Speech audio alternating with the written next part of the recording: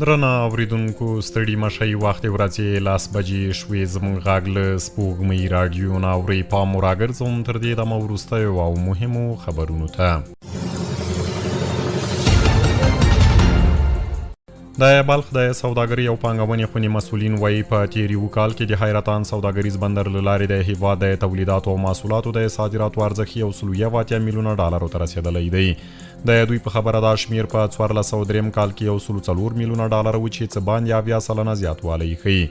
غالۍ، ګیلم، دیګ بخار، وچې او تازه میوې، زغر او شیرین بویه له هغو صادراتي توکو څخه دي چې د یاد بندر له لارې صادر شوي دي.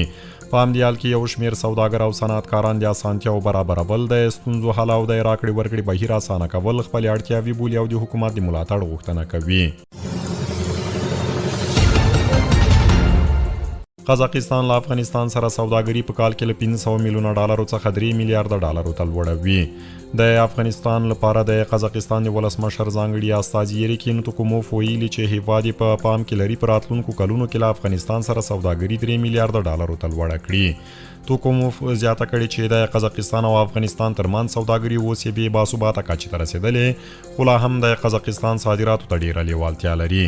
نوموړي ویلي چې د دواړو هیوادونو ترمنځ د سوداګرۍ حجم 3 میلیارډ ډالرو ته لوړول یو لوی هدف دی او د ترانزیټي لارو له پراختیا پرته به ناممکن وي. کابل ښاروالۍ ویلي چې روان کال په کابل کې د 5 نوو هوایي پلونو د جوړولو پلان لري چې د ډیزاین چارې پیل شوي دي. د کابل ښاروالۍ استازي نعمت الله باریکزي ویلي چې دغه پلونه د نجات منار، د کابل نړیوال هوایي ډګر، شهیدانګره، دریم مکروریان او کمپنۍ څلورلارې کې جوړیږي.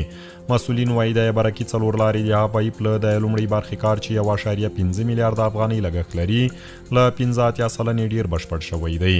کابل ښاروالۍ زیاتوي چې دا پروژې به د ګڼې ګوڼې په کمولو او د ښاري زیربناو په پیاوړتیا کې مهم رول ولوبوي. او اسرائیلو د اوربان سربیره د لبنان په سویل کې په سرحدي سیمو کې د عامو خلکو کورونه په بمونو الوزوي.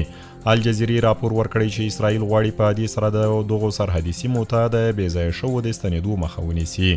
ورته مهال حزب الله ویلي چې د دوی جنګیالي به د اوربان د هر ډول سرغړونې په صورت کې که اسرائیل له هوکړې سرغړونه وکړي چمتو وي. اوریدونکو خبرونه مو تر همدې ځایه ولملتیا مو مننه.